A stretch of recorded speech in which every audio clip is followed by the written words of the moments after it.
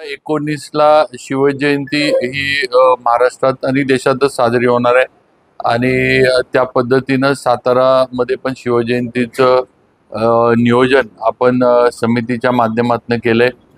गेल्या वर्षी आपण मिरवणूक वगैरे अतिशय चांगल्या पद्धतीनं आणि पारंपरिकच पद्धत पण वेगळ्या पद्धतीने आपण हे केली आणि लोकांमध्ये एक उत्साहाचं वातावरण शिवजयंतीच्या निमित्तानं होतं. हे आपण अनुभव त्याचा आपण सगळ्यांनी घेतलाय आणि अतिशय भव्य अशी मिरवणूक झाली. त्यामुळं सातारकर पण सगळे आणि बाहेरनं आलेले पण पाहुणे मंडळी जे ती फार खुश होती किंवा फार ते सुद्धा म्हणजे मनापासून आनंद व्यक्त केला की अतिशय छान शिस्तबद्ध आणि पारंपरिक मिरवणूक झाली.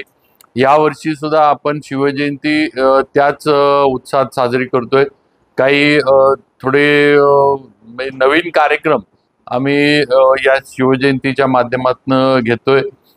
त्याच्यामध्ये पहिलं तर सगळ्यात महत्वाचं आपले मान्य कुबेर साहेब आहेत, आपले राज्यसभेचे खासदार विनयजी सहस्रबुद्धे, या दोघांनी एक संकल्पना माझ्या पुढे मांडली होती की एक दिवसीय शिव साहित्य संमेलन हे शिवजयंतीच्या निमित्तानं घ्यावं. हे कधी झालेलं नाहीये आणि आपण शिव साहित्य संमेलन जे म्हणतोय हे नुसतं छत्रपती शिवाजी महाराज किंवा छत्रपती संभाजी महाराजांपुरतं नाही, तर त्यांच्या बरोबर जे सगळे स्वराज्याच्या स्थापनेमध्ये वेगवेगळ्या जाती पंथ धर्माचे जे कोण होते त्या सर्वांबद्दल, महापुरुषांबद्दल जे काही लिखाण आहे, जे काही साहित्य उपलब्ध आहे ते या ठिकाणी आपण एक दिवसासाठी ते इथं स्टॉल लावतोय. त्याचबरोबर त्याच्यामध्ये व्याख्यानं पण दिवसभरामध्ये होणार आहेत. पहिलं तर हा कार्यक्रम 17 फेब्रुवारीला होतोय. शाहू कला मंदिरला हा कार्यक्रम आपण शिवसाहित्य संमेलनाचा, एक दिवसीय शिवसाहित्य संमेलनाचा घेतलाय.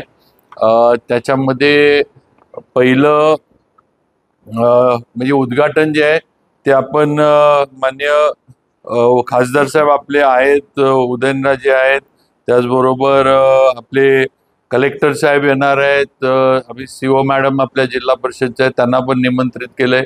त्या पण एका सत्राला येणार आहेत. SP साहेब पण एका याला उद्घाटनाला सत्रासाठी येणार आहेत. तर आपण 17 फेब्रुवारीला पहिलं सत्र जे आहे हे 11:30 ते 1 असं आपण हे केलंय. त्याच्यामध्ये छत्रपती शिवराय व स्वराज्याचे शिलेदार याच्याबद्दल श्री सौरभ करडे, थोरली मसलत श्री शैलेश वरकडे असं दोघांचं व्याख्यान हे शाहू कला मंदिरला होणार आहे. दुपारच्या सत्रामध्ये 2 ते 3 मध्ये शिवशाहिरांचे पोवाडे, याच्यामध्ये कुमारी पियुषा भोसले ही म्हणजे पोवाडे म्हणती आणि सगळ्यांनी ती अंध आहे, बरोबर, अंध आहे पण ती शिवशाहीर आहे, ती शाहिरी वगैरे करते, त्यामुळे तिचे पोवाडे आपण ठेवलेले आहेत आणि सहकलाकार आहेत त्यांच्या बरोबर. आणि तिसरं सत्र जे आहे 3:30 ते 5:30 याच्यामध्ये छत्रपतींची युद्धनीती, याच्यामध्ये मोहन शेटे यांचं व्याख्यान होणार आहे. त्याचबरोबर छत्रपतींचे दुर्ग वैभव यांच्या प्राध्यापक घाणेकर जे आहेत ह्यांचं व्याख्यान दुपारच्या सत्रात होणार आहे. आणि सांगता समारंभ जो आहे 17 तारखेचा तो अफजल खानाचा वध याच्यावर गोष्ट इथं संपत नाही हा प्रयोग जो आहे म्हणजे हा होणार आहे.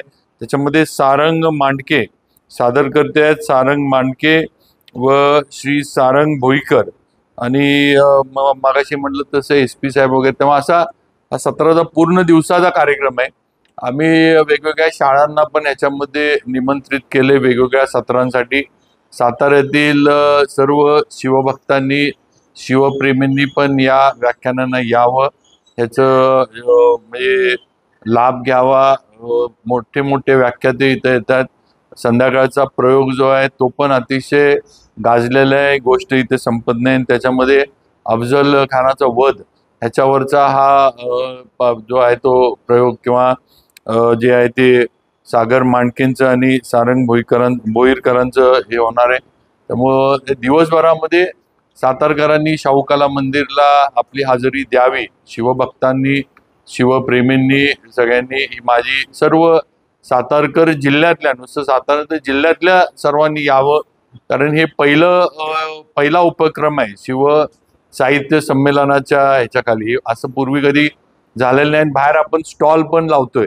म्हणजे जे वेगवेगळे साहित्य स्वराज्यावर, मराठ्यांचं जे काही साम्राज्य होतं ह्याच्यावर आणि छत्रपतींवर जे काय उपलब्ध आहे ते सगळं साहित्य जेवढं जास्तीत जास्त आपण तिथं आणू शकतोय, हा प्रयत्न आपला आहे. तसे आपण प्रकाशकांना पण बऱ्याचशा कॉन्टॅक्ट केले, तिथं स्टॉल त्यांचे लावावेत. त्यामुळे एकीकडं व्याख्यानं पण आपल्याला ऐकायला मिळणार आहेत आणि एकीकडं वाचायला पण आपल्याला जे साहित्य आपण बघितलं नसेल आपल्याकडं किंवा वाचलं नसेल असं साहित्य पण आपल्याला तिथं उपलब्ध होणार आहे. दुसऱ्या दिवशी 18 तारखेला आपण दरवर्षीप्रमाणे मशाल महोत्सव अजिंक्यतारा किल्ल्यावर ठेवलाय.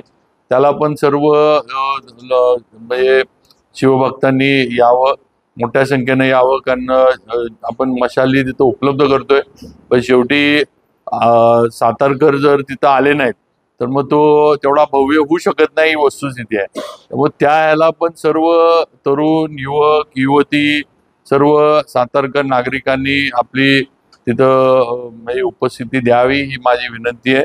आणि 19 तारखेला संध्याकाळी आपण म्हणजे आपली मिरवणूक जी आहे, पारंपरिक मिरवणूक हे करतोय. यावर्षी सुद्धा आपण गेल्या वर्षीसारखं केरळचे जे वाद्य होतं ते 100 कलाकारांचं वाद्य आपण ह्या वर्षी सुद्धा त्यांना बोलवलंय, ते पण येणार आहेत.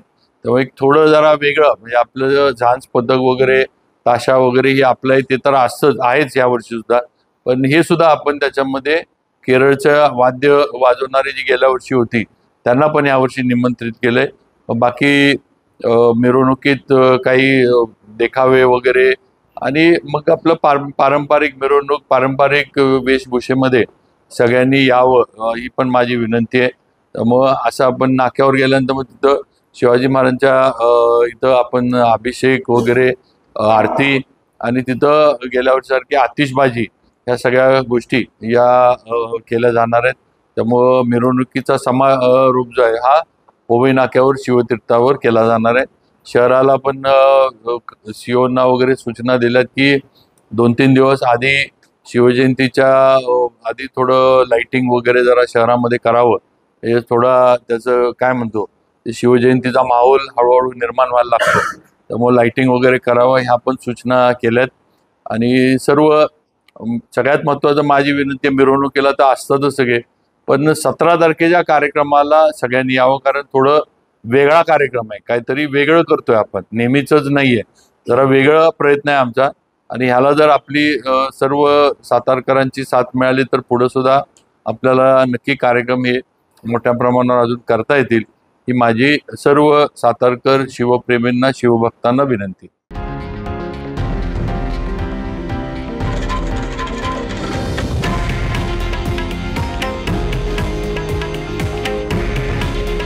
हे आहे देशातील नंबर 1 न्यूज नेटवर्क आणि आपण पाहत आहात TV9 मराठी. काळजी तुमची, हित महाराष्ट्राचं.